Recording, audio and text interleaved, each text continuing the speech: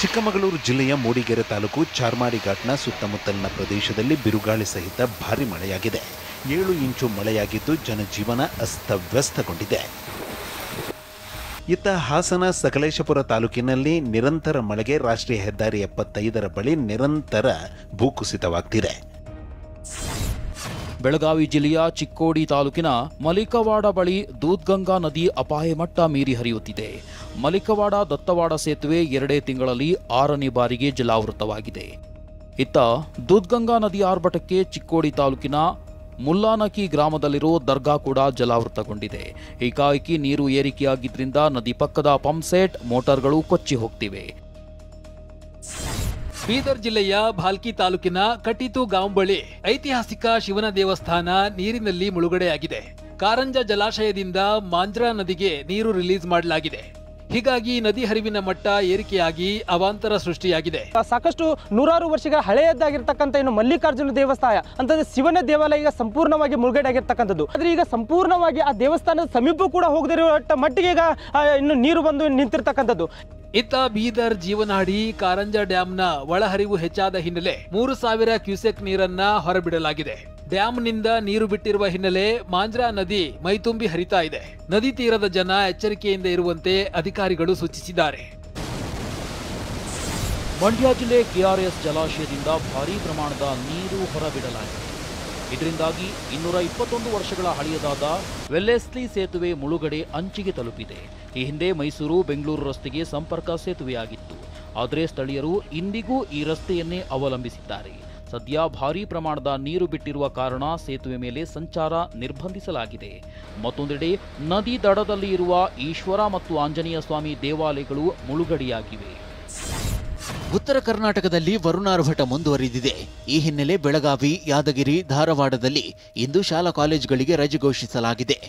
ಬೆಳಗಾವಿ ಜಿಲ್ಲೆಯಾದ್ಯಂತ ನಿರಂತರ ಧಾರಾಕಾರ ಮಳೆ ಹಿನ್ನೆಲೆ ಇಂದು ಬೆಳಗಾವಿ ಜಿಲ್ಲೆಯ ಶಾಲಾ ಕಾಲೇಜುಗಳಿಗೆ ರಜೆ ಘೋಷಣೆ ಮಾಡಲಾಗಿದೆ.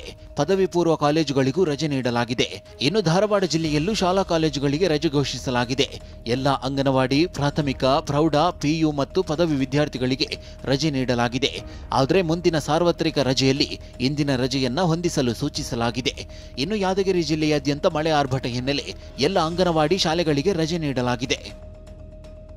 ಕರ್ನಾಟಕದ ಹಲವು ಜಿಲ್ಲೆಗಳಲ್ಲಿ ಇಂದು ಕೂಡ ರೆಡ್ ಅಲರ್ಟ್, ಆರೆಂಜ್ ಅಲರ್ಟ್ ಘೋಷಿಸಲಾಗಿದೆ.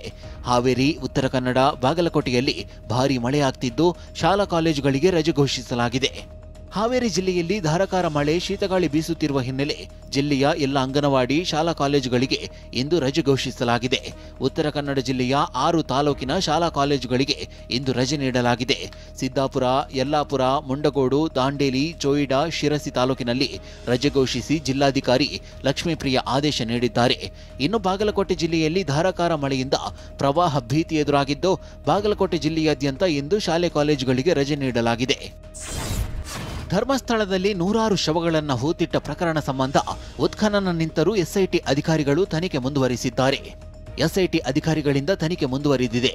ಇಂದು ಎಸ್ಐಟಿ ಮುಖ್ಯಸ್ಥ ಪ್ರಣವ್ ಮೊಹಂತಿ ಬೆಳ್ತಂಗಡಿಗೆ ಭೇಟಿ ನೀಡಲಿದ್ದಾರೆ.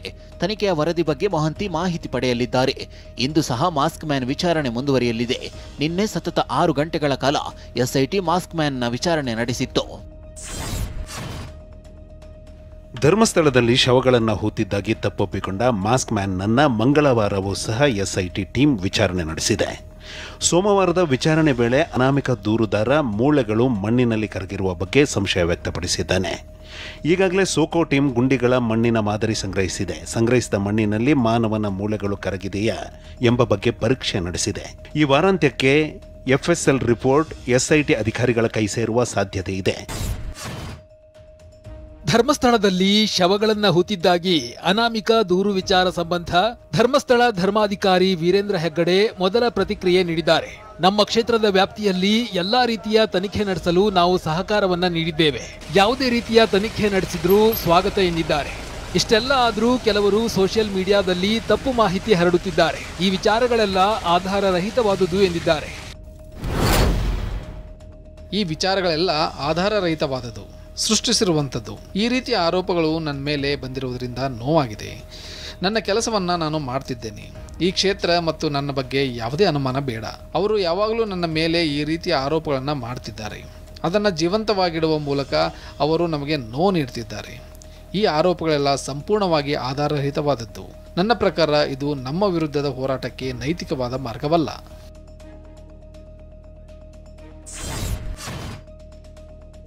ಧರ್ಮಸ್ಥಳ ಪ್ರಕರಣದಲ್ಲಿ ದೂರುದಾರನಿಗೂ ಸಂಸದ ಸಸಿಕಾಂತ್ ಸೆಂಥಿಲ್ಗೂ ನಂಟಿದೆ ಅಂತ ಶಾಸಕ ಜನಾರ್ದನ್ ರೆಡ್ಡಿ ಹೇಳಿಕೆ ನೀಡಿದ್ದಾರೆ. ಮುಸುಕುದಾರಿಯೂ ಕೂಡ ತಮಿಳುನಾಡು ಮೂಲದವನು. ಮುಸುಕುದಾರಿ ಇಷ್ಟು ವರ್ಷ ತಮಿಳುನಾಡಿನಲ್ಲಿಯೇ ವಾಸವಿದ್ದ. ತಮಿಳುನಾಡಿನ ಈ ವ್ಯಕ್ತಿಗೂ ಸಸಿಕಾಂತ್ ಸೆಂಥಿಲ್ಗೂ ನಂಟಿದೆ ಅಂತ ಜನಾರ್ದನ್ ರೆಡ್ಡಿ ಆರೋಪಿಸಿದ್ದಾರೆ. ಇನ್ನು ರಾಜ್ಯ ಸರ್ಕಾರದ ಸಂಸ್ಥೆಗಳಿಂದ ಸತ್ಯ ಹೊರಬರುವುದಿಲ್ಲ ಎಂದಿರುವ ಜನಾರ್ದನ್ ರೆಡ್ಡಿ ಸಿಬಿಐ ಹಾಗೂ ಎನ್ಐಎಯಿಂದ ತನಿಖೆ ಆಗಬೇಕು ಎಂದಿದ್ದಾರೆ. ಅನನ್ಯ ಭಟ್ ನಾಪತ್ತೆ ಪ್ರಕರಣ ದಿನಕ್ಕೊಂದು ತಿರುವು ಪಡೆದುಕೊಳ್ತಾ ಇದೆ. ಸುಜಾತಾ ಭಟ್ ರಿವೀಲ್ ಮಾಡಿದ್ದ ಫೋಟೋ 2002-2003ರಲ್ಲಿ ಅನಾರೋಗ್ಯದಿಂದ ಮೃತಪಟ್ಟಿದ್ದ ವಸಂತ ಭಟ್ ಎಂಬ ಮಹಿಳೆಯ ಬಾಲ್ಯದ ಫೋಟೋ ಎಂಬ ಚರ್ಚೆ ಶುರುವಾಗಿದೆ. ಈ ಬಗ್ಗೆ ಪ್ರತಿಕ್ರಿಯಿಸಿರುವ ಸುಜಾತಾ ಭಟ್, ಇದರಲ್ಲಿ ಫೇಕ್ ಯಾವುದೂ ಇಲ್ಲ. ನಾನು ಕೇಳಿರುವುದು ನನ್ನ ಮಗಳ ಅಸ್ಥಿ. ಫೋಟೋದಲ್ಲಿ ಇರುವವಳು ನನ್ನ ಮಗಳು, ಅದು ಸತ್ಯ ಎಂದಿದ್ದಾರೆ. ಇಲ್ಲ ಮೇಡಮ್, ಈಗೊಂದು ಅದೇ ಆರೋಪ ಬಂದಿರೋದು. ಸರ್ ಎಲ್ಲರೂ ಒಂದೊಂದು ಇದನ್ನ ಮಾಡ್ತಾರೆ, ತೇಜೋವಧೆ ಮಾಡ್ತಾರೆ. ನಾನ್ ಕೇಳಿರೋದು ನನ್ನ ಮಗಳ ಅಸ್ಥಿಯನ್ನ ಸಿಕ್ಕಿದ್ರೆ ಕೊಡಿ ಅಂತ ಕೇಳಿರೋದು. ಹೌದು, ಅದರ ಮೇಲೆ ನಾನು ಯಾರನ್ನು ಬೆಟ್ ಮಾಡಿ ತೋರಿಸಿಲ್ಲ ಅಲ್ವಾ. ಈಗ ಅವ್ರು ಏನ್ ಹೇಳಿದ್ರು ಅದು ಅದರಲ್ಲಿ ಸತ್ಯ, ಆದ್ರೆ ಫೋಟೋದಲ್ಲಿ ಮಾತ್ರ ಸುಳ್ಳು. ಅವರಲ್ಲ, ವಸಂತ ಅಲ್ಲ, ಅದು ಅನನ್ಯ ಅವರದ್ದೇ ಫೋಟೋ. ಹೌದು, ಓಕೆ, ಅದು ಗ್ಯಾರಂಟಿ. ಲೋಕಸಭಾ ವಿಪಕ್ಷ ನಾಯಕ ರಾಹುಲ್ ಗಾಂಧಿ ಬಿಹಾರದಲ್ಲಿ ನಡೆಯುತ್ತಿರುವ ವೋಟರ್ ಅಧಿಕಾರ್ ಯಾತ್ರಾ 3ನೇ ದಿನ ಪೂರೈಸಿದೆ. ಚುನಾವಣಾ ಆಯೋಗದ ವಿರುದ್ಧ ವಾಗ್ದಾಳಿ ಮುಂದುವರಿಸಿರುವ ರಾಹುಲ್ ಗಾಂಧಿ ಬಿಜೆಪಿ ಮತ್ತು ಚುನಾವಣಾ ಆಯೋಗದ ನಡುವೆ ಪಾರ್ಟ್ನರ್ಶಿಪ್ ನಡೆಯುತ್ತಿದೆ ಎಂದಿದ್ದಾರೆ. ಸೆಪ್ಟೆಂಬರ್ 9ರಂದು ಉಪರಾಷ್ಟ್ರಪತಿ ಸ್ಥಾನಕ್ಕೆ ಚುನಾವಣೆ ನಡೆಯಲಿದೆ. ಆಗಸ್ಟ್ 21ರಂದು ನಾಮಪತ್ರವನ್ನ ಸಲ್ಲಿಸುವುದಕ್ಕೆ ಕೊನೆಯ ದಿನವಾಗಿದ್ದು, ಎನ್ಡಿಎ ಮೈತ್ರಿಕೂಟ ಇಂಡಿಯಾ ಕೂಟ ಅಭ್ಯರ್ಥಿಗಳನ್ನ ಕಣಕ್ಕಿಳಿಸಿದೆ. ಪ್ರಧಾನಿ ಮೋದಿ ನೇತೃತ್ವದಲ್ಲಿ ನಡೆದ ಸಭೆಯಲ್ಲಿ ಉಪರಾಷ್ಟ್ರಪತಿ ಹುದ್ದೆಗೆ ಸಿಪಿ ರಾಧಾಕೃಷ್ಣನ್ ಅವರ ಹೆಸರನ್ನ ಘೋಷಿಸಲಾಗಿತ್ತು. ಇದರ ಬೆನ್ನಲ್ಲೇ ಇಂಡಿಯಾ ಮೈತ್ರಿಕೂಟ ಕೂಡ ತನ್ನ ಅಭ್ಯರ್ಥಿಯನ್ನ ಕಣಕ್ಕಿಳಿಸಿದೆ. Shri B Sudarshan Reddy garu is one of the India's most distinguished and progressive jurists. Supreme court judge ಆಗಿದ್ದ ಬಿ ಸುದರ್ಶನ ರೆಡ್ಡಿ ಅವರನ್ನ ಇಂಡಿಯಾ ಕೂಟದ ಉಪರಾಷ್ಟ್ರಪತಿ ಅಭ್ಯರ್ಥಿಯಾಗಿ ಘೋಷಿಸಲಾಗಿದೆ. ಆಂಧ್ರ ಮೂಲದ ಸುದರ್ಶನ ರೆಡ್ಡಿ 10 ವರ್ಷಗಳ ಕಾಲ ವಕೀಲರಾಗಿದ್ರು. ಸುಪ್ರೀಂ ಕೋರ್ಟ್ನಲ್ಲಿ ನ್ಯಾಯಾಧೀಶರಾಗಿ ಸೇವೆ ಸಲ್ಲಿಸಿ 2011ರಲ್ಲಿ ನಿವೃತ್ತರಾಗಿದ್ರು. ಚೀನಾ ವಿದೇಶಾಂಗ ಸಚಿವ ವಾಂಗ್ ಯಿ ಪ್ರಧಾನಮಂತ್ರಿ ನರೇಂದ್ರ ಮೋದಿ ಅವರನ್ನ ಭೇಟಿಯಾಗಿದ್ದಾರೆ. ದೆಹಲಿಯ ಲೋಕ ಕಲ್ಯಾಣ ಮಾರ್ಗದ ಪ್ರಧಾನಮಂತ್ರಿ ನಿವಾಸದಲ್ಲಿ ಈ ಭೇಟಿ ನಡೆದಿದೆ. ಈ ವೇಳೆ ಚೀನಾ ಭಾರತದ ಗಡಿಯಲ್ಲಿ ಉದ್ವಿಗ್ನತೆ ಕಡಿಮೆಗೊಳಿಸುವ ಸಂಬಂಧ ಮಾತುಕತೆ ನಡೆದಿದೆ.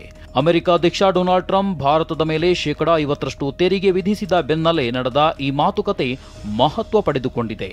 ಪ್ರಧಾನಿ ಮೋದಿ ಭೇಟಿಗೂ ಮುನ್ನ ವಾಂಗ್ ಯಿ ರಾಷ್ಟ್ರೀಯ ಭದ್ರತಾ ಸಲಹೆಗಾರ ಅಜಿತ್ ದೋವಲ್ರನ್ನ ಭೇಟಿಯಾಗಿದ್ರು.